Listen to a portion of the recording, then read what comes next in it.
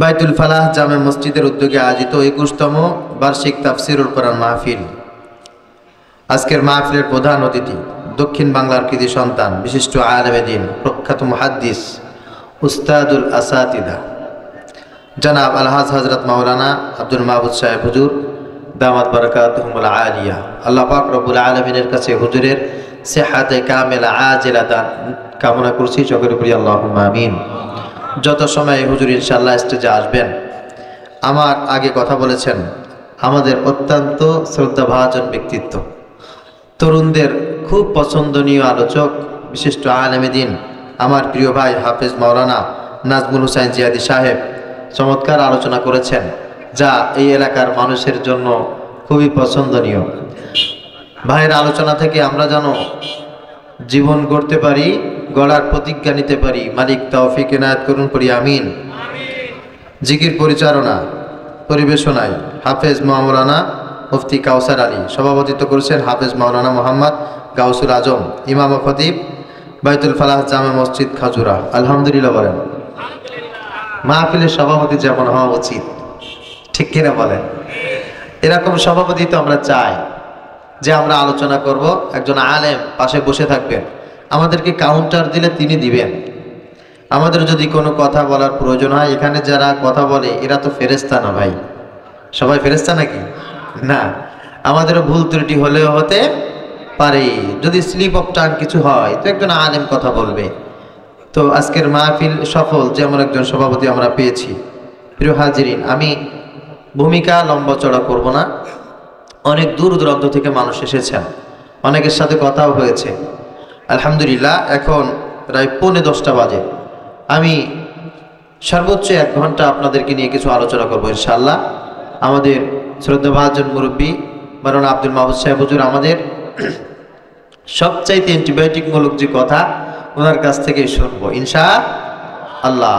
আমি আপনাদেরকে যে মেসেজটা দিতে চাই তা হচ্ছেই, আর কিন্তু কোনো ভূমিকা নেই, কোনো ভূমিকা নাই, ডানে বামে কোনো কিছু নাই, একেবারে খরগোশের মতো কান খাড়া করে শুনতে হবে। ঠিক আছে না ইনশাআল্লাহ? আল্লাহ তাআলা আমাদেরকে পৃথিবীতে পাঠিয়েছেন, আমাদেরকে একটা টার্গেট দিয়েছেন, একটা সময় দিয়েছেন, কিছু কাজও আল্লাহ তাআলা দিয়েছেন। এই কাজ যেটা আল্লাহ তাআলা নির্বাচিত করেছেন, পছন্দনীয় করেছেন, করতে বলেছেন, ওটিই করতে হবে। আল্লাহ তাআলা যে সময় দিয়েছেন এই সময়ের ভিতরেই করতে হবে। আমার ভালো লাগলেও করতে হবে, ভালো না লাগলেও করতে হবে। আমি একটা আয়াত তেলাওয়াত করেছি, আল্লাহ পাক রব্বুল আলামিন এখানে এই জীবনটা কাদের জন্য সফল এটা বর্ণনা করছেন। আমরা এখানে অনেক শ্রেণী পেশার মানুষ আছি, কেউ স্টুডেন্ট, কেউ টিচার, কেউ শ্রমজীবী, কেউ কর্মজীবী, কেউ চাকরিজীবী, কেউ ব্যবসায়ী, আছে না নাই? কেউ আলেম, কেউ সাধারণ পাবলিক, কেউ ইমাম, কেউ মুসাল্লি। অনেক সময় আমরা যারা লেখাপড়া করি আমাদের চিন্তা ফিকির হচ্ছে এমন, জিপে 5 পেলাম, মুমতাজ হলাম, দ্যাটস এনাফ, আমার আর কোনো চাওয়া পাওয়া নেই। একটা চাকরি হয়েছে, ভালো একটা খেদমত হয়েছে, আর চাওয়া পাওয়া নেই। আমি মেম্বার হয়েছি, আমি চেয়ারম্যান হয়েছি, আমার জীবনে আর চাওয়া পাওয়া নেই। আমাদের একটি সংগঠন আছে, এখন খুব সাকসেস, অনেক টাকা পয়সা, আমাদের আর কোনো চাওয়া পাওয়া নাই। এইটা আসলে আল্লাহ পাক রব্বুল আলামিন পছন্দ করেন না। আবার অনেক সময় গ্রামের মুরব্বীদেরকে দেখা যায়, একজন মুরব্বী আর একজন মুরব্বীর সাথে দেখা হলে, কিরে ভাই কি খবর? বলে আলহামদুলিল্লাহ, আমার জীবনে আর চাওয়া পাওয়া নাই। বলে কারণটা কি? বলে 2টি ছেলে আলহামদুলিল্লাহ ভালো ঘরে বিবাহ দিয়েছি, তাদের চাকরি বাকরি কমপ্লিট। মেয়ে আলহামদুলিল্লাহ শ্বশুরবাড়ি চলে গেছে, তারা খুব আদর যত্ন রেখেছে, আমার বাড়ি গাড়ি যা কিছু দরকার ছিল কমপ্লিট, আমার আর চাওয়া পাওয়া নাই। এটা বলে কি বলে না? আল্লাহ পাক রব্বুল আলামিন সব কথাকে খণ্ডন করে বলছে, শোনো, ফামান যুহজিহা আনিন নার ওয়া উদখিলাল জান্নাতা ফাকাদ ফাজ। ভালো ছাত্র হওয়াটা, ভালো রেজাল্ট করাটা জীবনের কোনো সফলতা নয়। চাকরি পাওয়া, বেতন পাওয়া, বাড়ি করা, জায়গা জমি করা, লিডার হওয়া, মেম্বার হওয়া, চেয়ারম্যান হওয়া, বড় লিডার হওয়া কোনো সফলতা নয়। সফলতা হচ্ছে ওইটা যেই দিন আমি আল্লাহ পাক রব্বুল আলামিন তোমাকে কাছে ডাকবো। ওয়া ইন্নামা তুওয়াফাউনা উজুরাকুম ইয়াউমাল কিয়ামা, কাছে ডেকে তোমাকে আমি আল্লাহ তাআলা একটা প্রতিদান দেব, তোমাকে এমন একটা আমলনামা দিয়ে দেব। আর তোমাকে বলবো, বান্দা তোমার কোনো ভয় নাই, তোমার কোনো টেনশন নাই, তোমার কোনো চিন্তা নাই, আমি আল্লাহ তাআলা তোমাকে মাফ করে দিয়েছি। জাহান্নামে তোমার আর যাওয়া লাগবে না, জান্নাত তোমার জন্য ওয়াজিব। ওই দিন কেবলমাত্র শুধুমাত্র একজন মানুষ সফল, এর আগ পর্যন্ত কোনো মানুষ সফল নয়। বলে দলিলটা কি? দলিলটা হচ্ছে বুখারী শরীফের হাদিস। কিয়ামতের ময়দানে আল্লাহ পাক রব্বুল আলামিন দুনিয়ার বড় বড় বিশাল বিশাল সফল ব্যক্তিদেরকে ডাকবেন, ডেকে বলবে, কিরে তুমি কি হয়েছিলে? বলে, আল্লাহ আমি একজন আলেম হয়েছিলাম, আমি বক্তা ছিলাম, আমি মসজিদের ইমাম ছিলাম, আমি খতিব ছিলাম, আল্লাহ মাদ্রাসার মুহতামিম ছিলাম, বড় শিক্ষক ছিলাম। আল্লাহ পাক রব্বুল আলামিন ডাক দিয়ে বলবে, হ্যাঁ ছিলে সত্য, তবে এটা হয়েছিল এই কারণে দুনিয়ায় যেন তোমার সম্মান হয়, দুনিয়ায় যেন তোমার টাকা পয়সা হয়, মানুষ যেন তোমাকে সেলুট করে, তোমাকে সম্মান করে, বড় চেয়ারটা দেয়, এই কারণে হয়েছিল। মানুষ তো তোমাকে সেটা দিয়েই দিয়েছে, আজকে আমার কাছে আর কিছু নাই, এটার জন্য তুমি আমার কাছে কিছুই পাবে না, তুমি জাহান্নামে চলে যাও। দুনিয়ার এই বিশাল বড় একজন সেলিব্রিটি, বিশাল বড় একজন ফেমাস ব্যক্তি আখিরাতের ময়দানে যদি জাহান্নামে যায়, বলেন দেখি মানুষটা সফল নাকি ব্যর্থ? আল্লাহ ডেকে ডেকে বলবে, কি হয়েছিল? আল্লাহ মেম্বার হয়েছিলাম, চেয়ারম্যান হয়েছিলাম, অনেক কাজ করেছিলাম, রাস্তা করেছি, আল্লাহ কালবাট করেছি, মসজিদ করেছি, মাদ্রাসা করেছি, আল্লাহ হজ করেছি, যাকাত দিয়েছি, মানুষকে দান সদকা করেছি। আল্লাহ পাক রব্বুল আলামিন বলবে, হ্যাঁ করেছো, এই কারণে লোকে তোমাকে দানশীল বলবে, দাতা বলবে, সাখী বলবে, এই কারণেই তুমি করেছো। আমার কাছে তোমার পাওয়ার মতো আর কিছু নাই, দুনিয়ায় লোকে তো তোমাকে তাই বলেছে, যাও জাহান্নামে চলে যাও। বলেন দেখি ওই দিন মানুষটা ব্যর্থ নাকি সফল? শুধু তাই না, নবীজি সাল্লাল্লাহু আলাইহি ওয়াসাল্লাম বলেন, একজন মানুষ জিহাদি তামান্না মনের ভিতরে এত বেশি, জীবনটাই আল্লাহর পথে উৎসর্গ করে দিয়েছে, গলা কেটে দিয়েছে, ফাঁসির মঞ্চে দাঁড়িয়েছে, ইসলামের জন্য শাহাদাতের পেয়ালা পান করেছে। আল্লাহ পাক রব্বুল আলামিন ডেকে ডেকে বলবে, আব্দুল করিম আমার জন্য কি করেছো দুনিয়ায় বলো দেখি। বান্দা তখন বলবে, আল্লাহ ইসলামী নেতৃত্ব দিয়েছি, মানুষকে যুদ্ধের জন্য, দ্বীনের জন্য, ঈমানের জন্য মানুষকে সব সময় প্রস্তুত করেছি। আল্লাহ পাক রব্বুল আলামিন বলবেন, আর কি করেছো? আল্লাহ জেল খেটেছি, অত্যাচার জুলুম নির্যাতন সহ্য করেছি, করতে করতে করতে করতে নিজের জীবনটা পর্যন্ত কুরবানি করে দিয়েছি। আল্লাহ আর কি করতে পারি, আমার তো আর কিছু করার ছিল না। আল্লাহ পাক রব্বুল আলামিন সেই দিন ডেকে ডেকে বলবে, আব্দুল করিম তুমি তো জিহাদ করেছিলে, এই কারণে লোকে তোমাকে বীর বলবে, লোকে তোমাকে সাহসী বলবে। তুমি তো যুদ্ধের ময়দানে গিয়ে শহীদ হয়েছো, এই কারণে লোকে তোমাকে শহীদ বলবে, লোকে তোমার বংশধর, তোমার দলের সাপোর্টার যারা আছে তাদেরকে বিশাল বড় সম্মান করবে। এই দলটা হচ্ছে এমন দল যেই দলের মানুষ শাহাদাতের পেয়ালা পান করেছে, এদের অনেক সাহস, অনেক হিম্মত। উদ্দেশ্যটা তোমার ছিল এই, উদ্দেশ্য তোমার এটা ছিল না আমার শাহাদাতের জন্য। আল্লাহ পাক রব্বুল আলামিন যেন খুশি হয়ে যায়। আল্লাহ পাক রব্বুল আলামিন যখন এইটা বলবে, আল্লাহ তাআলার কথা শুনে বান্দার মাথা নিচু হয়ে যাবে। বুখারী শরীফের হাদিস। আমার ভাইরা রাগ করবেন না, মনটাকে একবার বুঝান। আল্লাহ পাক রব্বুল আলামিন সেই দিন বলবে, জীবনটাও দিয়েছো আমার জন্য, দাও নাই, জীবন দিয়েছো বীর হওয়ার জন্য, বীর যোদ্ধা হওয়ার জন্য, মুক্তিযোদ্ধা হওয়ার জন্য, সেটা তো হয়েই গেছে।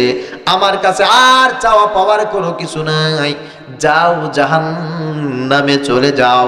আচ্ছা বলেন দেখি, এই মানুষটা জীবন ভর কষ্ট করেছে, এই মানুষটা জীবনটাই বিসর্জন করে দিয়েছে, সেই দিন যদি আল্লাহ তাআলা মাফ না করে জাহান্নামে দেয়, এই মানুষটা সফল নাকি ব্যর্থ? ব্যর্থ, কমপ্লিট ব্যর্থ। এর চাইতে ব্যর্থ আর হতেই পারে না। এই জন্য আল্লাহ পাক রব্বুল আলামিন চান না তার কোনো একটা বান্দা যেন ব্যর্থ হয়ে যায়। আল্লাহ চায় না, আল্লাহ তাআলা চাই সবাই যেন আমরা সফল হয়। এই জন্য আল্লাহ তাআলা বলছেন, ফামান যুহজিহা আনিন নার ওয়া উদখিলাল জান্নাতা ফাকাদ ফাজ। বান্দা তোমাকে বলছি শোনো, দুনিয়ার কোনো কাজে স্যাটিসফ্যাকশন হয়ে মনে করবে না আজকে আমি সফল হয়ে গেছি, আজকে আমি স্বাধীন হয়ে গেছি, আজকে আমার জীবনে আর কোনো চাওয়া পাওয়া নাই। এটা কোনো মুমিনের বক্তব্য নয়, বরং মুমিনের বক্তব্য হবে সেই দিন আল্লাহ পাক রব্বুল আলামিন যেই দিন ডেকে ডেকে বলবে আয় আয় বান্দা আয়, আমি তোকে মাফ করে দিলাম। ওই দিন ছাড়া একটা মুমিন বান্দার জীবন কোনোদিন সফল হতে পারে কথা বলেন? এইটুকু বুঝতে পেরেছেন আপনারা? এইটুকু যদি বুঝতে পেরে থাকেন তাহলে আমি আপনাদের সামনে যে কথাটি বলবো ইনশাআল্লাহ বুঝতে খুব সহজ হবে। প্রথমেই আসেন, আল্লাহ তাআলা আমাদেরকে ঈমানদারদেরকে ডেকে একটা চমৎকার মেসেজ দিয়েছেন। সেই মেসেজটা হচ্ছেই, আমরা অনেক সময় এরকম করি, আমাদের যেটা ভালো লাগে সেটা মানি, আর যেটা ভালো লাগে না সেটা মানি না। বরঞ্চ মানি তো নাই না, আমরা দোষ দিই হুজুরদের। কাদের দোষ দিই? কথা বলেন না, কাদের দোষ? হুজুরদের দোষ। আল্লাহ তাআলা এই থেকে আমাদেরকে প্রথমে তামবিহ করছেন, সতর্ক করছেন, ইয়া আইয়ুহাল্লাযীনা আমানু দুখুলু ফিস সিলমি কাফা ওয়া লা তাত্তাবিউ খুতুওয়াতিশ শাইতান ইন্নাহু লাকুম আদুউম মুবিন। হে ঈমানদারগণ, ইসলামের ভিতরে তুমি কমপ্লিট প্রবেশ করো, খবরদার শয়তানের পদাঙ্ক অনুসরণ করবে না। ইন্নাহু লাকুম আদুউম মুবিন, তার কারণটা হচ্ছে শয়তান তোমাদের সবচাইতে বড় শত্রু। আমাদের সবচেয়ে বড় শত্রু কে? আল্লাহ তাআলা বলছেন, ইয়া আইয়ুহাল্লাযীনা আমানুত্তাকুল্লাহ, হে ঈমানদারগণ আল্লাহকে ভয় করো, হাক্কা তুকাতি, ভয় করার মতো করো যেভাবে আল্লাহ ভয় করতে বলেছেন। ওয়ালা তামুতুন্না ইল্লা ওয়া আনতুম মুসলিমুন, খবরদার খবরদার কমপ্লিট মুসলমান না হয়ে কেউ মৃত্যুবরণ করো না। কমপ্লিট মুসলমান হতে হবে। কি করতে হবে বলেন? আমাদের টার্গেট ক্বাবলাল মউত, আমাদের টার্গেট কমপ্লিট মুসলমান হওয়া। বাদাল মউত আমাদের টার্গেট ইলাল জান্নাহ ওয়াল মাগফিরা। মনে থাকবে, মৃত্যুর আগ পর্যন্ত আমাদের টার্গেট হচ্ছে কমপ্লিট মুসলমান হওয়া। নবীজি সাল্লাল্লাহু আলাইহি ওয়াসাল্লাম বলেছেন, আমার প্রিয় সাহাবীরা, আমার উম্মতরা, তোমাদেরকে বলছি, তোমরা যারা কমপ্লিট মুসলমান হতে চাও, তোমাদের ভিতরে 7টা গুণ থাকতেই পারবে না, অথবা 7টা ধ্বংসাত্মক জিনিস থেকে যদি তোমরা নিজেদেরকে বাঁচিয়ে রাখতে পারো, আমি আল্লাহর নবী সাল্লাল্লাহু আলাইহি ওয়াসাল্লাম বলছি, তোমরা কমপ্লিট ঈমানদার মুসলমান হতে পারবে। কিয়ামতের ময়দানে তোমাদের কোনো ব্যর্থতার কারণ থাকবে না। আল্লাহ তাআলা ডেকে ডেকে তোমাদেরকে ক্ষমা করে দেবে। সুবহানাল্লাহ। কয়টা কাজ? 7টা। 1 নম্বরে আবু হুরায়রা রাদিয়াল্লাহু তাআলা আনহু থেকে বর্ণিত, ক্বালা রাসূলুল্লাহ সাল্লাল্লাহু আলাইহি ওয়াসাল্লাম, ইজতানিবুস সাবআল মুবিকাত। ক্বালু ইয়া রাসূলুল্লাহ ওয়া মা হুন্না। নবীজি সাল্লাল্লাহু আলাইহি ওয়াসাল্লাম বলছেন, 7টা ধ্বংসাত্মক ঈমান বিনষ্টকারী এমন কাজ, যেই কাজ থেকে তোমাদেরকে বিরত থাকতে আমি নবী বলছি। যদি কমপ্লিট ঈমানদার হতে চাও, ঈমানদার হয়ে মরতে চাও, কিয়ামতের ময়দানে যদি জান্নাতে যেতে চাও, 7টি কাজ থেকে নিজেকে বিরত রাখবে। সাহাবীরা জিজ্ঞাসা করলেন, ক্বালু ইয়া রাসূলুল্লাহ, সাহাবীরা বললেন, ইয়া রাসূলুল্লাহ মা কুন্না, এই 7টা কাজ কি দ্রুত করে আমাদেরকে বলেন। এই 7টা কাজ আপনি বলবেন, আমরা সঙ্গে সঙ্গে মেনে নেব। সুবহানাল্লাহ। নবীজি সাল্লাল্লাহু আলাইহি ওয়াসাল্লাম প্রথমে বললেন, ক্বাল আশরিকু বিল্লাহ। নবীজি বললেন, 1 নাম্বার কাজ হচ্ছে আল্লাহর সাথে কাউকে শরীক করবে। একজন ঈমানদার, একজন মুসলমান অনেক ইবাদত করবে, আমল করবে, কিয়ামতের ময়দানে দেখবে ফলাফল সব কিছু জিরো। এর কারণটা হচ্ছে আমলের ভিতরে শিরক আছে। কি আছে বলেন? অনেক লম্বা চওড়া আলোচনা, আমি একেবারে সংক্ষিপ্ত ভাবে বলবো। এটাই শিরক এমন একটা জিনিস, আল্লাহ তাআলা যেটা করার দায়িত্ব নিয়েছেন, ক্ষমতা আল্লাহর কাছে, ওইটাকে যদি আপনি দুনিয়ার কোনো মাখলুকের ভিতরে ওই কাজটি আছে এটা মনে করেন, শিরক হয়ে যাবে। আমাদের জীবনের মালিক কে? ইন্না সলাতি ওয়া নুসুকি ওয়া মাহইয়ায়া ওয়া মামাতি লিল্লাহি রাব্বিল আলামিন। আল্লাহ পাক রব্বুল আলামিনের জন্য আমাদের জীবন, তার জন্য আমাদের মরণ, আমাদের সালাত, আমাদের কুরবানি, সবকিছু আল্লাহ পাক রব্বুল আলামিনের জন্য। আল্লাহ তাআলা বলেন, দুনিয়ার কোন মানুষ যদি একজন আরেকজনকে বলে, তোর কারণেই বেঁচে আছি, তোর কারণেই আমি বেঁচে গেলাম, তুই না থাকলে আমি বাঁচবো না, এমন কোন কথা কোন ঈমানদার, কোন মুসলমান বলবে নাকি? অনেক যুবকেরা আছে প্রেমে পড়ে হাবুডুবু খায়, গার্লফ্রেন্ডকে শুধু চোখ বন্ধ করলেই স্বপ্ন দেখে, চোখ মেলাইলেও স্বপ্ন দেখে, আর একবার দুইবার না 1000 বার বলে তোকে ছাড়া আমি আর বাঁচবো না। বলে কি বলে না? আরে কথা কান নাকি বলে না? আপনাদের এলাকায় খুঁজলে দুই একটা মজনু এরকম পাওয়া যাবে, বিয়েই করে না। বিয়েই করে না কেন? ওই যে তাকে পায় নাই, তোকে ছাড়া আমি বিয়েই করব না। তো যে যাকে বলছে যে তোকে ছাড়া বাঁচবো না, বিয়ে তার সাথে হয় নাই, তাকে পায়ও নাই, না পাওয়ার কারণে মরে গেছে, এরকম একটা দুইটা 3 দিনে 41-এ খাইছেন কিনা কিনা? হ্যাঁ খাইছেন কেউ? না, ভুয়া কথা, মিথ্যা কথা। আল্লাহ পাক রব্বুল আলামিনের সাথে শরীক করা যাবে না। আল্লাহ তাআলা জীবনের মালিক, সেটা মনে রাখতে হবে। সুখ দেওয়ার মালিক আল্লাহ, অসুস্থতা দেওয়ার মালিক আল্লাহ, সুস্থ করার মালিকও আল্লাহ, শান্তি দেওয়ার মালিক একজন, তিনি কে? ক্ষমতার মালিক একজন, তিনি কে? যদি কেউ বলে সব ক্ষমতার উৎস জনগণ, শিরক। কি বলেন? বোঝেন না? বোঝেন না কি এটা? আমার নেতা যদি এইবার ক্ষমতায় চলে আসে, আমার পার্টি যদি ক্ষমতায় চলে আসে, দেশে আর অশান্তি থাকবে না, এটা শিরক। আপনারা স্বীকার করলেও ঠিক, না করলেও ঠিক, এটা বলা যাবে না? বলা যাবে না। আমরা যদি ক্ষমতায় চলে আসতে পারি, খাদ্যে স্বয়ং সম্পূর্ণ হয়ে যাবে, এই কথা বলা শিরক। হ্যাঁ, আপনি ওইটা না বলে যদি এটা বলেন, ইসলাম যদি ক্ষমতায় আসে ইনশাআল্লাহ খাদ্যের কোনো ঘাটতি থাকবে না, ইসলাম যদি ক্ষমতায় আসে অশান্তি থাকবে না, ইসলাম যদি চলে আসে সমস্ত প্রকার জুলুম নির্যাতন এই দেশ থেকে পালিয়ে যাবে, এটাই সত্য। এটা জামাত ইসলাম বলেন, চরমোনাই বলেন, কোন দলের পরোয়া করি না, পরোয়া একটাই, তা হচ্ছে ইসলাম। যদি কেউ বলে আমার দল ক্ষমতায় আসলে অশান্তি দূর হয়ে যাবে, এটা শিরক হবে, শিরক হবে, শিরক হবে। যদি কেউ বলে ইসলাম ক্ষমতায় আসলে সব অশান্তি দূর হয়ে যাবে, এটাই ঠিক।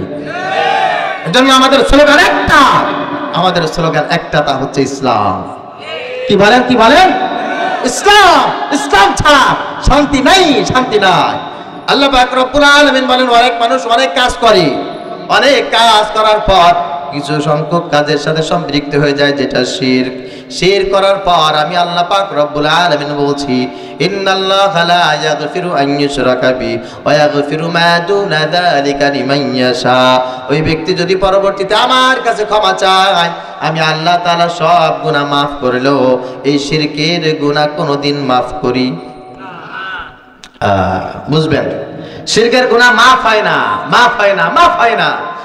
অনেক মানুষের ভিতরে আত্মবিশ্বাস হচ্ছে এমন, তা হচ্ছে জীবন চলে যাবে, জীবন চলে যাবে, দুনিয়ার সব নষ্ট হয়ে যাবে, কিন্তু আমার নেতা যেটা বলেছে, আমার দল যেটা বলেছে, এর বাইরে আমি আর যাব না।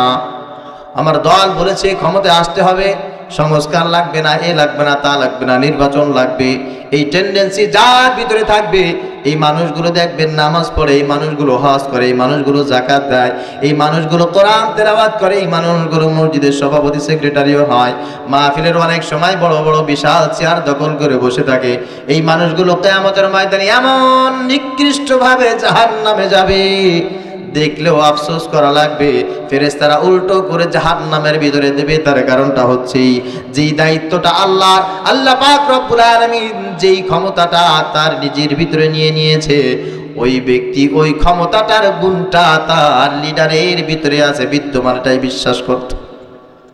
এই জন্য মনে করবেন সব ক্ষমতার উৎস কি?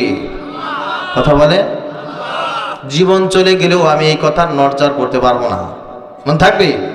জীবন যদি চলে যায়, 1000 বার চলে যায়, তারপরেও আমি বলবো সব ক্ষমতার উৎস জনগণ নয়, সব ক্ষমতার উৎস আমার আল্লাহ।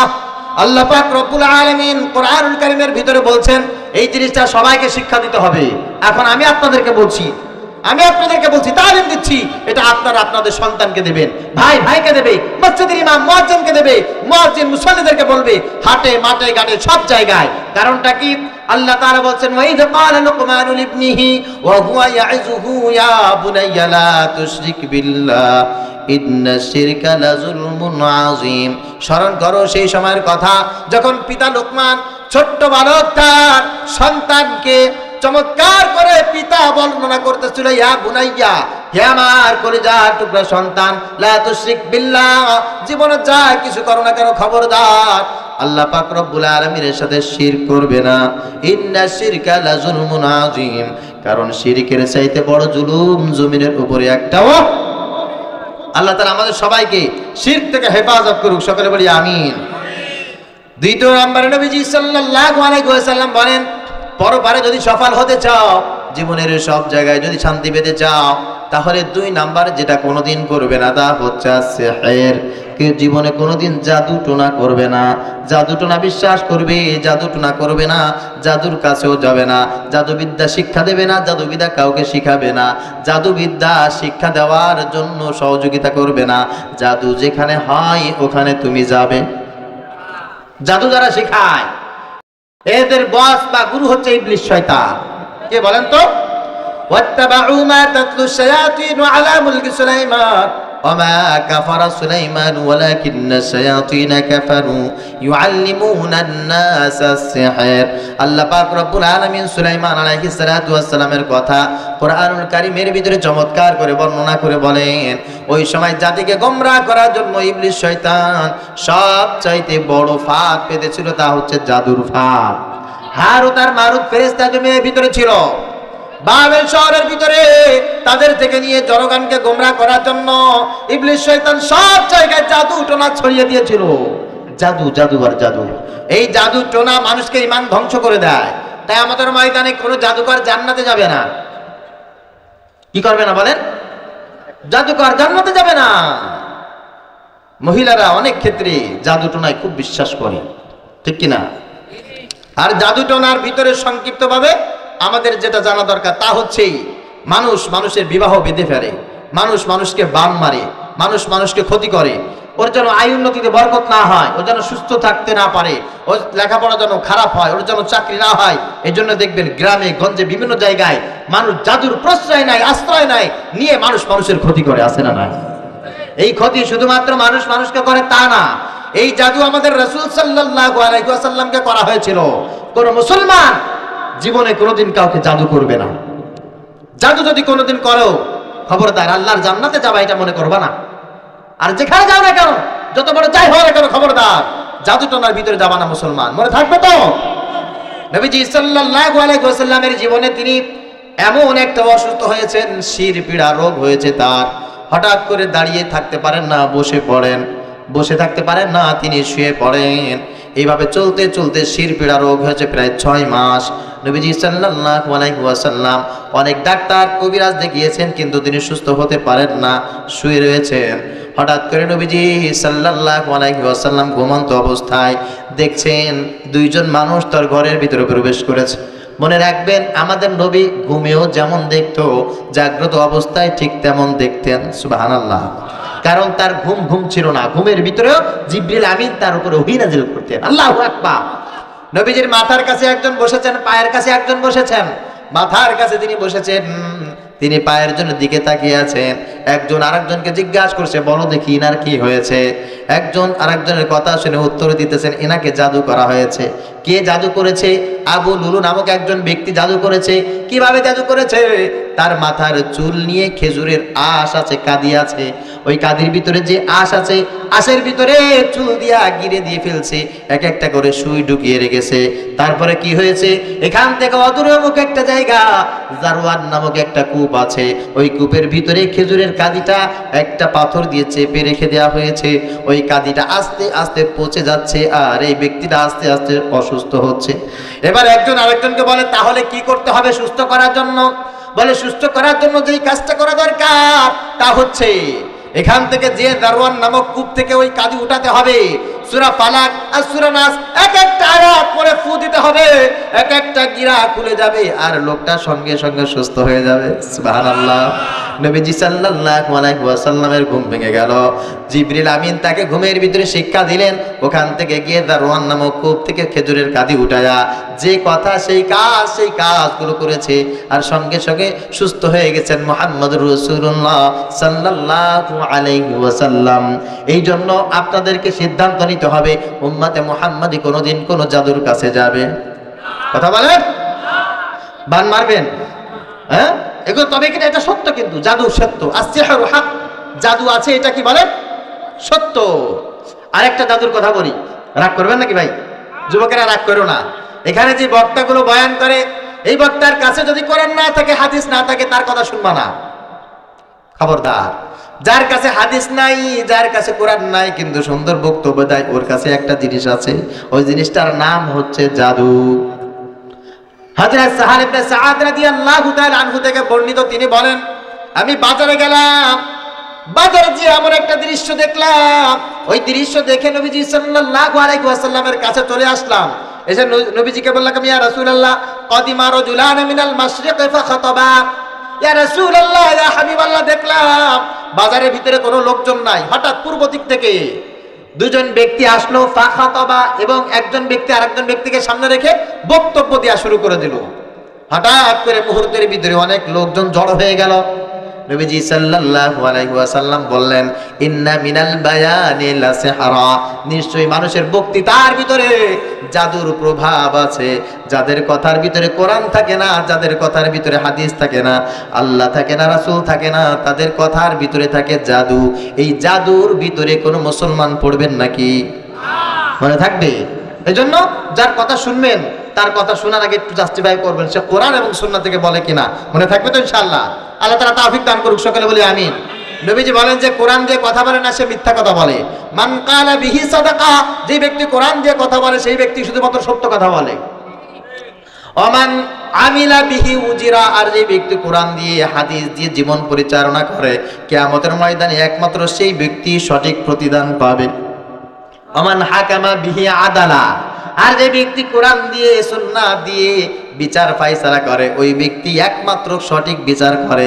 এই ছাড়া দুনিয়ায় কোনো স্বামীর আদর্শ, কোনো পিতার আদর্শ, কোনো লিডারের আদর্শ এই পৃথিবীতে কোনোদিন শান্তি আনতে পারবে না, কারণ সব আদর্শর গোড়া হচ্ছে মিথ্যা। একমাত্র কোরআন, একমাত্র সুন্নাহ, এটাই হচ্ছে সত্যর মাপকাঠি। মনে থাকবে।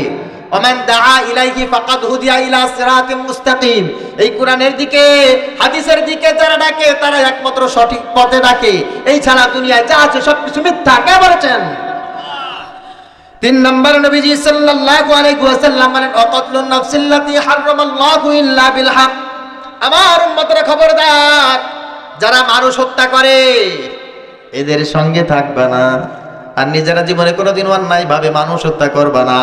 একজন মানুষ যতবার হজ করে, যতবার মাথায় পট্টি দেয়, যত বড় পাগড়ি মাথায় দিক না কেন, কোনো ইমানদারকে যদি একবার নিহত করে, কোনো একজন মুসলমান ভাইকে যদি হত্যা করে, মনে রাখবা ওর তওবায় আর কোনো কাজ হবে না।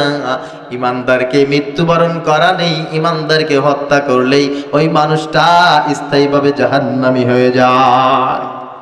মনে থাকবে। ومن يقتل مؤمنا متعمدا فجزاؤه جهنم خالدا فيها وغضب الله عليه ولعنه وأعد له عذابا عظيما। আল্লাহ পাক রব্বুল আলামিন বলেন, যে ব্যক্তি ইচ্ছাকৃতভাবে নিজের স্বার্থের জন্য, নিজের ক্ষমতার জন্য, নিজের ব্যবসার জন্য, নিজের পথ ঠিক রাখার জন্য মুমিনান মুতাআম্মিদান, ইচ্ছাকৃতভাবে কোনো মুমিনকে হত্যা করে, ফাজাজাউহু জাহান্নাম, ওই ব্যক্তি যেন স্থায়ীভাবে জাহান্নামের ভিতরে লাফ দেয়। নাউযুবিল্লাহ। ওয়াগাদিবাল্লাহু আলাইহি, আল্লাহ পাক তার উপরে স্থায়ীভাবে রাগ করে। ওয়ালা আনাহু, আল্লাহ তাআলা তার উপরে লানত দেয়, সম্পদ দেয়। ওয়া'আদ্দা লাহু আযাবান আযীমা, আর স্থায়ীভাবে আল্লাহ পাক রব্বুল আলামিন তাদের জন্য জাহান্নামের শাস্তির ব্যবস্থা করে দেয়। আমাদের দেশে এমন মানুষ নাই, একজনও নাই, যে ব্যক্তি কোনো ইমানদারকে হত্যা করেছে। আমার কথা বুঝেন না নাকি? আছে, আছে, এরকম আছে নাকি? আছে। হ্যাঁ, বলতেছি। একজন মানুষকে আপনি মারলেন, হত্যা করলেন, মিথ্যাভাবে ফাঁসি দিলেন, অপরাধটা কি করেছেন জানেন? মান কাতালা নাফসান বিগাইরি নাফসিন আও ফাসাদিন ফিল আরদি ফাকান্নামা কাতালান নাস জামিআ। একজন ইমানদারকে, একজন মানুষকে যদি তুমি হত্যা করো, মনে রাখবা একজন মানুষকে তুমি হত্যা করো নাই, আল্লাহ পাক রব্বুল আলামিন বলেন ফাকান্নামা কাতালান নাস জামিআ, কেমন যেন গোটা পৃথিবীর মানুষকে তুমি হত্যা করেছো। একজন আলেমকে বন্দী করো নাই, গোটা বিশ্বের মানুষকে তুমি বন্দী করেছো। একজন মানুষের গায়ে হাত তোলো নাই, গোটা বিশ্বের মানুষের গায়ে হাত তুলেছো। এই পৃথিবীতে অনেক মানুষ ছিল, তাদের কোনোদিন পতন আসে নাই যতক্ষণ পর্যন্ত নিরপরাধ কোন মানুষের উপরে আঘাত না করেছে, অতক্ষণ পর্যন্ত তার পতন আসে নাই। আল্লাহ পাক রব্বুল আলামিন তাদের ব্যাপারে কোরআনুল কারীমের পরতে পরতে চমৎকার চমৎকার কথা বলেছে। কারণ ছিল একজন মারাত্মক কাফের, কারণের অতক্ষণ পর্যন্ত পতন আসে নাই। হাজার হাজার কোটি কোটি টাকার মালিক আল্লাহ পাক রব্বুল আলামিন বিস্তারিত সূরা কাসাসের ভিতরে বলছেন, এমন এমন সম্পদের মালিক, কিয়ামত পর্যন্ত যত সম্পদ মানুষ অর্জন করবে সব সম্পদের মালিক একাই ছিল কারুন। এই কারণের কাছে গিয়া মুসা আলাইহিস সালাতু ওয়াস সালাম বলছে, আহসিন কামা আহসানাল্লাহু ইলাইক ওয়ালা তাবগিল ফাসাদা ফিল আরদ। ওরে কারুন, জমিনের উপরে ফাসাদ করবে না। আল্লাহ তাআলা যেভাবে তোমার উপরে রহম করেছে, করম করেছে, তুমি একটু আল্লাহর প্রতি রহম করো, করম করো। আল্লাহর রাস্তায় তুমি একটু সম্পদ খরচ করো। আমরা অনেক সময় আপনাদেরকে বলি না, ভাই মসজিদে দেন, মাদ্রাসায় দেন, দিনের পথে দেন। আবার আমাদেরকে অনেকে কি বলে জানেন, হুজুর যেভাবে বলতেছে মনে হচ্ছে হুজুর টাকা পয়সা ইনকাম করে আমরা দিয়ে গেছে। হুজুর টাকা পয়সা ইনকাম করতে কষ্ট হয় না? অনেক কষ্ট করে অর্জন করেছি, আপনাকে দেওয়ার জন্য, মসজিদে মাহফিলে দেওয়ার জন্য। কিছু কপাল খাসটা খারাপ আছে না নাই? কারণ ঠিকই কথা বলেছিল, قال انما اوتيته على علم عندي اولم يعلم ان الله قد اهلك من قبله من القرون من هو اشد منه قوة واكثر جمعا ولا يسأل عن ذنوبهم المجرمون।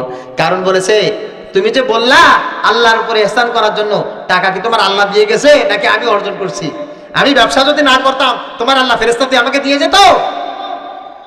কারণ যখন জুলুম করেছে, মুসা আলাইহিস সালামকে অপমানিত করেছে, কারণে ডানে বামে সামনে পিছনে চতুর্দিকে কিছু মানুষ লজ্জায় মাথা নিচু করেছে। আর কি বলতেছে জানেন? ইয়া লাইতালানা মিসলা মা উতিয়া কারুন ইন্নাহু লাযু হাজ্জিন আযীম। আরে আজকে যদি কারুনের সম্পদের একটা মালিক আমি হতে পারতাম, আমি যদি কারুনের ছেলে হতাম, খেয়াল করেন, আমি যদি কারুনের ছেলে হতাম, আমি যদি কারুনের অফিসের বস হতাম, আমি যদি কারুনের সেক্রেটারিয়েট তার দায়িত্ব পালন করতে পারতাম, আমি যদি তার অফিসের একটা কর্মচারী হতে পারতাম, আমার ভাগ্য কত ভালো হতো। আমি আজকে এত এত মানুষের ভিতরে মুসাকে কিছু দান করতে পারতাম। আমার কপাল কত খারাপ যে আমি কারুনের বংশধরের কেউ না। আমার কপাল এত বেশি খারাপ, আমি কারুনের অফিসের একজন কর্মচারীও না। এই কথা বলে তারা মাথা থাপড়ায় আর আফসোস করে। আল্লাহ পাক রব্বুল আলামিন মুসা আলাইহিস সালাতু ওয়াস সালামকে বললেন, যাও চলে যাও। وأصبح الذين تمنوا مكانه بالأمس يقولون ويكأن الله يبسط الرزق لمن يشاء ويقدر। আল্লাহু আকবার। পরের দিন ঠিক সেই সময় ওই যারা মাথা থাপড়াইছিল, আফসোস করছিল, ঠিক ওই জায়গাটা আসছে। আসার পরে দেখে রাতের বেলা আল্লাহ পাক রব্বুল আলামিন কারুনের ঘর বাড়ি সহায় সম্পত্তি যা কিছু আছে কারুনকে সহ সব মাটির তলে ডাবাই দিচ্ছে। এইবার ওই জায়গায় এসে বলে, আরে কপাল কি ভালো আমার যে আমি কারুনের বংশের কেউ না। সুবহানাল্লাহ, আমার কপাল কত ভালো যে আমি কারুনের অফিসের কেউ না। 2 দিন আগে, এই 5 আগস্টের আগে এই এলাকায় কিছু খাস্তা ছিল, তারা বলতো, আহারে আমার কপাল কত ভালো, দাদা আমার কাঁধের উপরে হাত রেখেছে। শেখ সাহেবের বংশের সাথে আমার খুব ভালো যোগাযোগ, আমাদের পায়ের কাছে দাঁড়ানোর যোগ্যতা নাই এমন অসভ্য যারা আমাদের দিকে আঙুল তুলে কথা বলেছে। স্লোগান একটাই ছিল, শেখ হেলালের সাথে আমার যোগাযোগ আছে, শেখ তন্ময়ের সাথে আমার যোগাযোগ আছে, বড় ভাই আমার কাঁধের উপরে হাত রেখেছে। এই 5 আগস্টের আগে তাদের দাপট দেখে কেনা, ঠিক কিনা বলেন? 5 আগস্টের পরে কিছু সংখ্যক মানুষ ওই যে যারা দাপট দেখাইছে তারা এখন মাথার উপরে থাপড়ায়, আহারে কেন যে দাদার সাথে আবার সম্পর্কটা ভালো ছিল, বাড়ি ঘরে নাই, কেন যে হেলালের নামটা মুখে নিতাম রে, এখন তো বাড়ি ঘরে থাকতে পারতেছি না, একেবারে সব সাইজ হয়ে গেছে, ঠিক কিনা? আবার ওই সময় কিছু মানুষ আফসোস করতো, আহারে দাদা যদি আমার কাঁধের উপরে হাতটা একটু রাখতো, আহারে হেলাল ভাই যদি আমাকে একটু ফোন করে কিছু জিজ্ঞাসা করতো, তন্ময় যদি আমার সাথে একটু সুসম্পর্ক থাকতো, আমার জীবনে আর কোনো চাওয়া পাওয়া থাকতো না। ওই মানুষগুলো এখন নিজেকে সৌভাগ্যবান বলে দাবি করতেছে, বলে আহারে আমার জীবনটা এত ভালো, আমার নসিব এত ভালো, দাদার মতো অসভ্য জানোয়ার তার সাথে আমার কোনো সম্পর্ক নাই। হেলালের মতো বড় চোর, তন্ময়ের মতো বড় ফ্যাসিস্ট, এদের সাথে আমার কোনো সম্পর্ক নাই, আমার চাইতে বড় ভাগ্যবান জমিনে একটাও নাই, ঠিক কিনা বলো? এই জন্য আল্লাহ পাক রব্বুল আলামিন বলে যারা মানুষ হত্যা করে, মানুষ হত্যার সাথে যাদের সম্পর্ক থাকে, তা আমাদের ময়দানে এরা যত ভালো কাজ করুক কোনো ভালো কাজ কাজে আসবে মনে থাকবে। জিয়াউর রহমানও ছিল, মুজিবুর রহমানও ছিল, চাচা এরশাদও ছিল। বিশ্বাস করেন আর না করেন, অনেক হত্যা এরা নিজেরাই করেছে। মুজিবুর রহমান অন্যায়ভাবে হত্যা করেছে, জিয়াউর রহমান অন্যায়ভাবে মানুষকে হত্যা করেছে। কাউন্টার দিবেন, যে আসবেন এখান থেকে কাউন্টার দিবেন। দলিল দিতে না পারলে জনগণের সামনে একেবারে থাপ্পায় চাপড়ায় চাপাড়ি ভেঙে ফেলবো। এরশাদ চাচা মানুষকে হত্যা করেছে।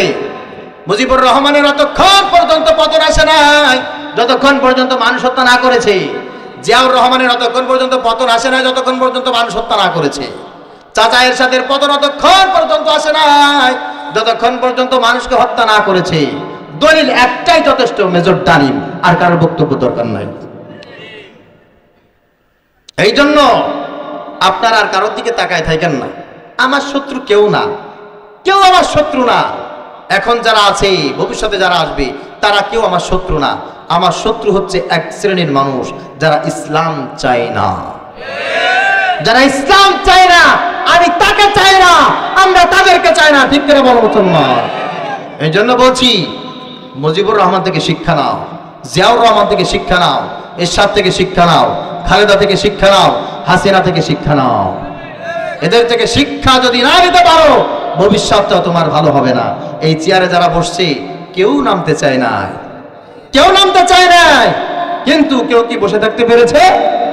ক্ষমতায় কেউ স্থায়ী হয় না, হোক না সে খালেদা কিংবা হাসিনা, চেয়ারটা চিরকাল রয় না, চেয়ারটা চিরকাল রয় না। ক্ষমতায় কেউ স্থায়ী হয় না, হোক না সে খালেদা কিংবা হাসিনা, চেয়ারটা চিরকাল রয় না, চেয়ারটা চিরকাল রয় না। মুজিবুর বেশি দিন থাকেনি, জিয়াউর কেউ তো রাখেনি। মুজিবুর বেশি দিন থাকেনি, জিয়াউর কেউ তো রাখেনি। এরশাদ চলে গেছে পৃথিবী ছেড়ে,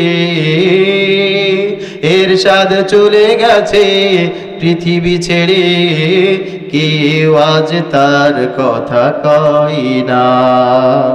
ক্ষমতায় কেউ স্থায়ী হয় না, হোক না সে খালেদা কিংবা হাসিনা, চেয়ারটা চিরকাল রয় না, চেয়ারটা চিরকাল রয় না। রাগ করছেন নাকি?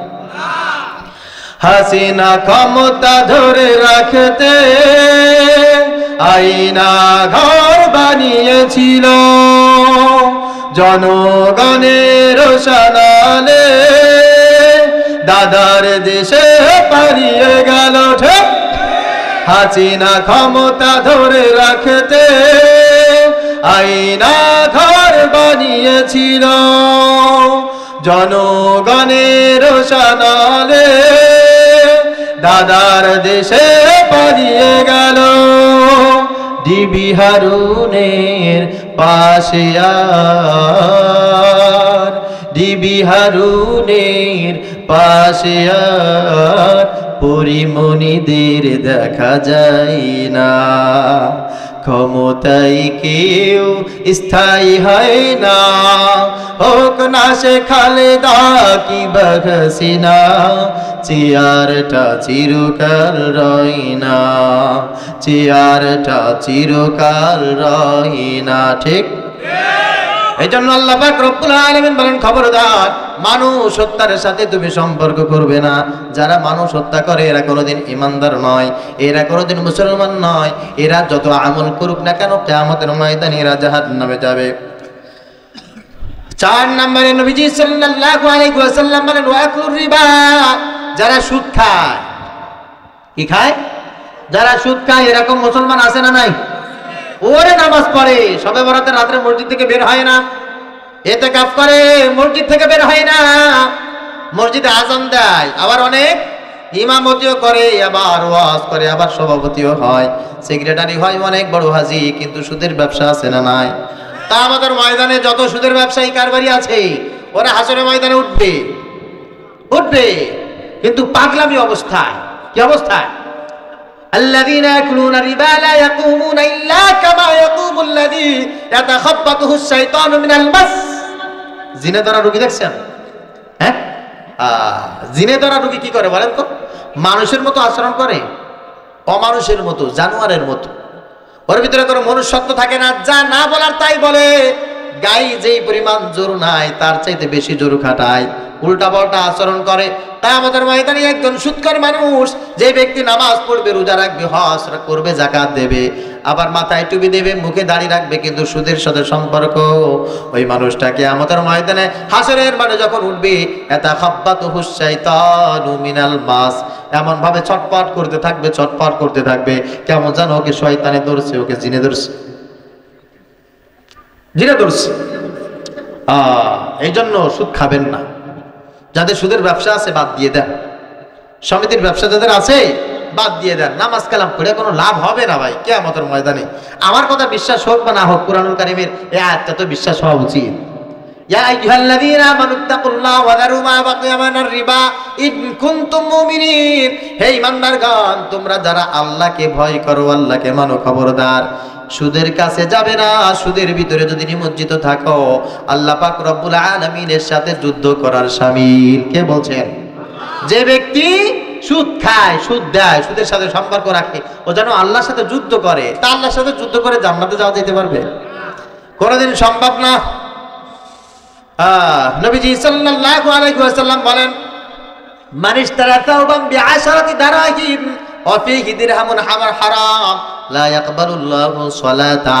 যে ব্যক্তি 10 টাকা দিয়ে, দিরহাম বাংলায় বলছি, 10 দিরহাম মানে মনে করেন যে আর কি, যে ব্যক্তি 10 টাকা দিয়ে একটা জামা খরিদ করলো, একটা টুপি খরিদ করলো, ওই 10 টাকার ভিতরে 9 টাকা হালাল ছিল, কিন্তু 1 টাকা ছিল হারাম। ওই 1 টাকা হারাম থাকার কারণে ওই টুপিটা মাথায় দিয়ে নামাজ আদায় করলে নামাজ নাই, ওই টুপি ওই জামাটা গায়ে দিয়ে নামাজ আদায় করলে নামাজ নাই, জামা তো নাই, নামাজও নাই, কিচ্ছু নাই। নবীজি সাল্লাল্লাহু আলাইহি ওয়াসাল্লাম বলেন, লা ইয়াদখুলুল জান্নাতা জাসাদুন গুযিয়া বিল হারাম। যে ব্যক্তি শরীরের ভিতরে হারাম প্রবেশ করে, ওই ব্যক্তি যদি নামাজ পড়তে পড়তে কপাল সাদা করে ফেলায়, তারপরেও তার জন্য কোনো জান্নাত। আমাদের আজকের প্রধান অতিথি, আমার শ্রদ্ধাভাজন ব্যক্তিত্ব হুজুরের একটা কথা আমি নকল করতেছি আপনাদের কাছে। হ্যাঁ, হুজুর তো আসলে যেভাবে বলেন ওইভাবে আমাদের বলা সাজেও না, পারবও না। সুদ খেয়ে জান্নাতে যাওয়ার আশা যারা করেন তাদের উদাহরণ হুজুর দেন এইভাবে। পায়খানা আছে না, পায়খানা বলে আস্তা একটা পায়খানা, হুজুর আরো একটু বাংলা ভাষায় বলে, আমি বলতে পারলাম না। আস্তা একটা পায়খানা চিনি শিরার ভিতরে কয়দিন ভিজায় রাখলে সেটা সানা জিলাপি হবে বলেন? হ্যাঁ, কিয়ামত পর্যন্ত যদি ওইটা চিনি শিরার ভিতরে ভিজায় রাখেন, সানা জিলাপি হবে? জীবনে হবে না।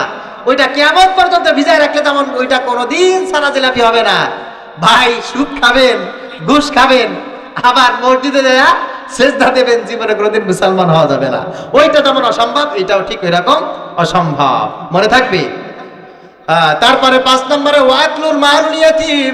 নবীজি সাল্লাল্লাহু আলাইহি ওয়াসাল্লাম বলেন, যারা এতিমের মাল খায়, এতিমের সম্পদ চুরি করে, এতিমকে ঠকায়, এতিমকে গালি দেয়, এতিমকে গলা ধাক্কা দিয়ে যারা বের করে দেয়, ওই মানুষগুলো কিয়ামতের ময়দানে কঠিনভাবে লাঞ্ছিত হবে। আল্লাহ পাক রব্বুল আলামিন ওদেরকে গোলাম বলে পরিচয় দিবেন না, ওদেরকে আল্লাহর নবী সাল্লাল্লাহু আলাইহি ওয়াসাল্লাম উম্মাত বলে পরিচয় দিবেন না। আল্লাহ পাক রব্বুল আলামিন কোরআনুল কারীমের অসংখ্য জায়গায় কথাগুলো চমৎকার করে বলেছেন, ইন্নাল্লাযীনা ইয়াকুলুনা আমওয়ালাল ইয়াতামা যুলমান ইন্নামা ইয়াকুলুনা ফী বুতুনিহিম নারা ওয়া সায়াসলাউনা সাঈরা। হে তোমরা যারা এতিমের অভিভাবক আছো, এতিমের দায়িত্বশীল আছো, আল্লাহ পাক রব্বুল আলামিন বলেন, এতিমের সম্পদ যারা খায় ওরা এতিমের মাল খায় না, বরং ওরা জাহান্নামের আগুন দিয়ে পেটটা ভরপুর করে নাই। ওয়াসায়াসলাউনা সাইরা, অচিরেই তারা জাহান্নামের ভিতরে নিক্ষিপ্ত হবে, এই ছাড়া তাদের আর কোনো প্রতিদান খুঁজে পাওয়া যাবে। ফাআম্মাল ইয়াতীমা ফালা তাকহার, আল্লাহ পাক রব্বুল আলামিন বলেন দুনিয়ার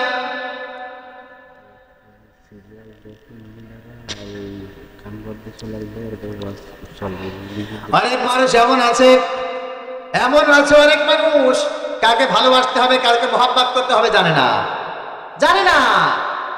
হ্যাঁ, এলাকায় 3 দিনে 41 হয় না? কথা কয় না? হয় কম না বেশি? হ্যাঁ, খাইছি রে বাবু। তা বেশি হলে বিষয় কিছু বলতাম না, আরো বেশি দেবেন। 3 দিনের দিন একটা দেবেন, 2 দিনে একটা দেবেন, 4 দিনে আরেকটা দেবেন, 41 একটা দেবেন, 42 একটা দেবেন, 43 একটা দেবেন। খাওয়াবেন আপনি জন্মের খাবার।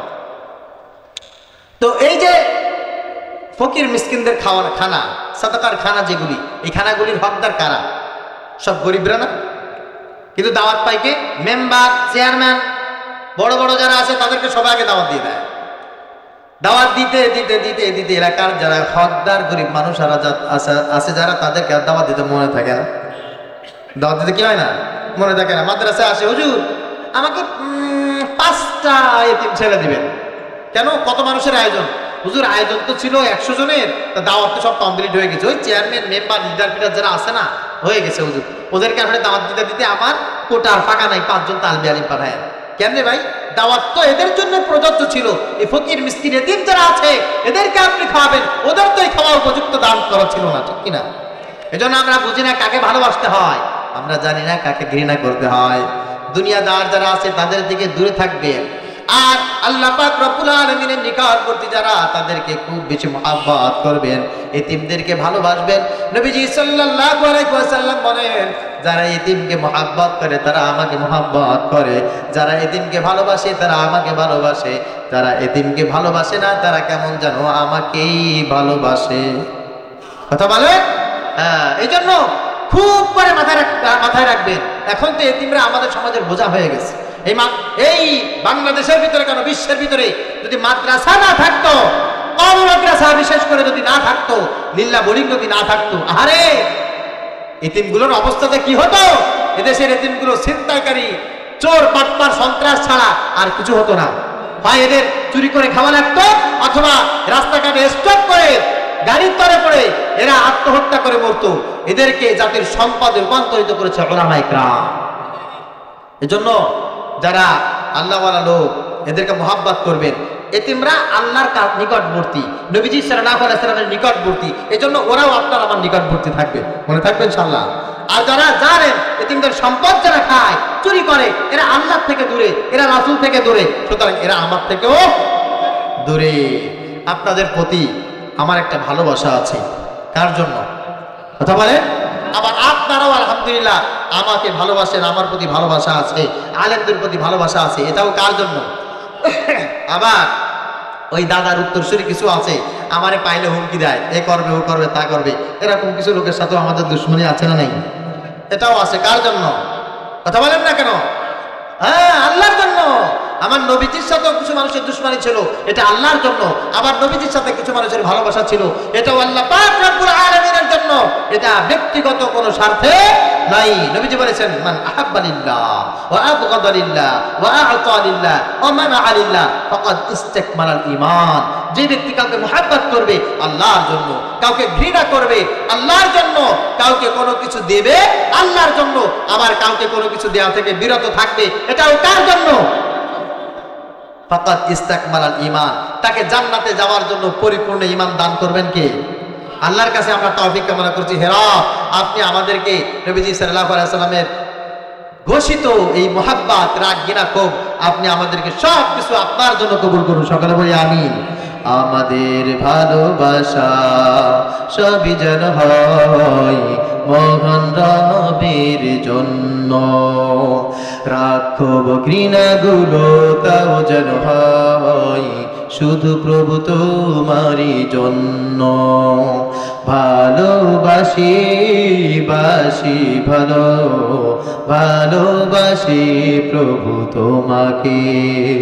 ইয়া হাবিবি ইয়া রাসূলুল্লাহ, হৃদয়ে গেঁথেছি তোমাকে। মান আহাব্বা লিল্লাহ ওয়া আবগাদা লিল্লাহ ওয়া আ'তা লিল্লাহ ওয়া মানা'a লিল্লাহ ফাকাদ ইসতাকমালাল ঈমান। মান আহাব্বা লিল্লাহ ওয়া আবগাদা লিল্লাহ ওয়া আ'তা লিল্লাহ ওয়া মানা'a লিল্লাহ ফাকাদ ইসতাকমালাল ঈমান। When you love someone, you want to love him for you. When you hate someone, will hate him to be close to you. We love you, we are loving you. We love you forever. Ya Habibi, Ya Rasulallah, we will keep you in our heart. Man ahabba lillah wa abghada lillah wa a'ta lillah wa mana'a lillah faqad istakmala al-iman. সকলে পড়ি আমিন। এই জন্য যাদেরকে ভালোবাসতে হবে ওই মানুষগুলি হচ্ছে আল্লাহর সবচাইতে বেশি নিকটবর্তী, ওই মানুষগুলো হচ্ছে আমার রাসূলের সবচাইতে বেশি নিকটবর্তী, তারা আমার নিকটবর্তী হবে। এই জন্য নবীজি সাল্লাল্লাহু আলাইহি ওয়াসাল্লাম দোয়া করেছেন, আল্লাহুম্মা ইন্নী আসআলুকা হুব্বাক ওয়া হুব্বা মান ইউহিব্বুক। আল্লাহ তোমার কাছে তোমার মুহাব্বত আমি ভিক্ষা চাই, আর তোমাকে যারা মুহাব্বত করে তাদের মুহাব্বত আমি তোমার কাছে চাই। এই জন্য আল্লাহ তোমার মুহাব্বত তুমি আমার দিলের ভিতরে দান করো, আর ওই সমস্ত মানুষের মুহাব্বত তুমি আমার দিলের ভিতরে দান করো যাদের দিলের ভিতরে তোমার মুহাব্বত বেশি। সুবহানাল্লাহ বলেন। 6 নম্বরে নবীজি সাল্লাল্লাহু আলাইহি ওয়াসাল্লাম বলেন ওয়াতাওয়াল্লি ইয়ামাজ যাহাব, যারা যুদ্ধের ময়দান থেকে পলায়ন করে, যুদ্ধের ময়দান থেকে কি করে? পলায়ন করে। যারা যুদ্ধের ময়দান থেকে রক্ত দেখলে ভয় পায়, মারামারি দেখলে ভয় পায়, আছে না নাই? আছে না?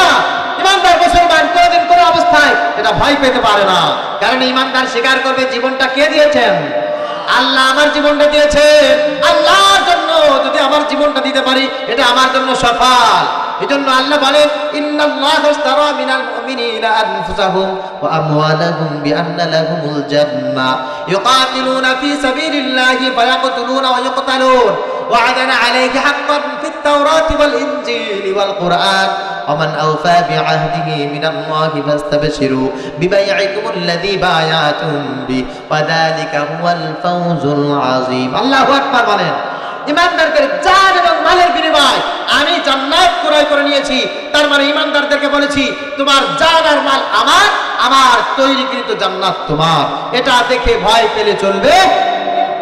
প্রিয় ভাইরা, স্পষ্ট ভাষায় আমি আপনাদেরকে বলছি, মনে রাখবেন, মনে রাখবেন, ইমানদারের এক ফোঁটা রক্তের দাম 8টা জান্নাতের চাইতে বেশি। আল্লাহু আকবার। ইমানদারের এক ফোঁটা রক্তের দাম আল্লাহর কাছে জান্নাতের চাইতে অনেক বেশি। কোন ইমানদারের রক্ত বেহুদা নষ্ট হবে, জমিনে পড়বে, আল্লাহ পাক রব্বুল আলামিন এটা পছন্দ করেন। আমি এই বিষয় আপনাদেরকে ছোট্ট মেসেজ দিয়ে আলোচনা শেষ করব ইনশাআল্লাহ। সেটা হচ্ছে নবীজি সাল্লাল্লাহু আলাইহি ওয়াসাল্লাম স্বপ্ন দেখেছেন উনি বাইতুল্লাহ জিয়ারত করছেন। সাহাবীদের সামনে বলেছেন, সাহাবীরা বলছেন ইয়া রাসূলুল্লাহ চলেন যাই জিয়ারত করে আসি। নবীজি গেলেন তাদেরকে নিয়ে প্রতিমধ্যে একটা জায়গায় হুদায়বিয়া নামক স্থানে। নবীজি সাল্লাল্লাহু আলাইহি ওয়াসাল্লাম ওখানে বসলেন, বললেন যে শোনো আমরা যে যাব এটা উসমানকে আগে ওখানে পাঠিয়ে তাদেরকে সংবাদটা জানিয়ে দিই। উসমান রাদিয়াল্লাহু তাআলা আনহুকে পাঠানো হলো। মুনাফিকরা ওই দিক দিয়ে প্রচার করে দিল উসমানকে হত্যা করা হয়েছে।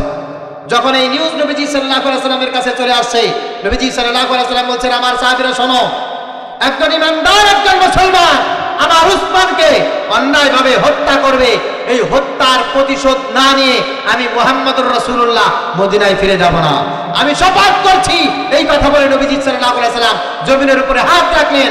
সাহাবীরা এক এক করে নবীজি সাল্লাল্লাহু আলাইহি ওয়াসাল্লামের হাতের উপরে হাত রেখেছেন। আল্লাহ পাক রব্বুল আলামিন আয়াত নাযিল করে বলছেন ইন্নাল্লাযীনা ইউবাইয়ুনাকা ইন্নামা ইউবাইয়ুনাল্লাহ ইয়াদুল্লাহি ফাওকা আইদিহিম। হে নবী, আজকে যারা আপনার হাতে হাত থেকে বায়াত গ্রহণ করেছে একজন মুসলমানের রক্তের প্রতিশোধ না নেওয়া পর্যন্ত মদিনায় ফিরে যাবে না। ওদের হাতের উপরে শুধু আপনার সাহাবী হাত রেখেছে তা নয়, আমি আল্লাহ তাআলা তাদের হাতের উপরে হাত রেখে আমিও শপথ করছি ইমানদারের রক্তের প্রতিশোধ গ্রহণ করা হবে হবে হবে। তোমাদের কাছে ছাত্র জনতার রক্তের দাম না থাকতে পারে, তোমাদের কাছে আল্লামা সাইদের রক্তের দাম না থাকতে পারে, উলামায়ে কেরামের রক্তের দাম না থাকতে পারে, আমাদের কাছে আছে। আমাদের কাছে আছে বাংলাদেশে প্রয়োজনে আরো 5 বছর যদি নির্বাচন না হয়, নির্বাচন চাই না, রাষ্ট্র সংস্কার করে এই হত্যাকারীদের, ইমানদারদেরকে যারা হত্যা করেছে, আলেমকে যারা হত্যা করেছে, এদের শাস্তি নিশ্চিত না করে এই বাংলার জমিনে নির্বাচন হতে দেওয়া হবে না। এই জন্য তোমাদের কাছে ইমানদারের রক্তের দাম নাই, ইমানদারের আলেমদের রক্তের দাম তোমাদের কাছে নেই। এই জন্য সবকিছু বাদ দিয়ে আগে নির্বাচন লাগবে, তোমাদের আগে নির্বাচন লাগবে। ডক্টর ইউনূসকে কি তোমার খালেদা জিয়া মনে হয়? ডক্টর ইউনূসকে তারেক রহমান মনে হয়? ডক্টর ইউনূসকে এরশাদ প্রেসিডেন্টের মতো মনে হয়? ডক্টর ইউনূস, ঠিক কিনা বলেন? আমি প্রশংসা করছি না, শুধু এতটুকু আপনাদেরকে বলছি, ইমানদারের রক্তের দাম আমাদের কাছে আছে। আমরা যতক্ষণ পর্যন্ত ইমানদারের রক্তের প্রতিশোধ বিচার এই জমিনে না পাবো, অতক্ষণ পর্যন্ত আমরা ক্ষান্ত হব না ইনশাআল্লাহ। যা কিছু বললাম আল্লাহ পাক রব্বুল আলামিন আমাকে যারা শুনলেন সবাইকে আমল করার তৌফিক দান করুক। সকলে বলি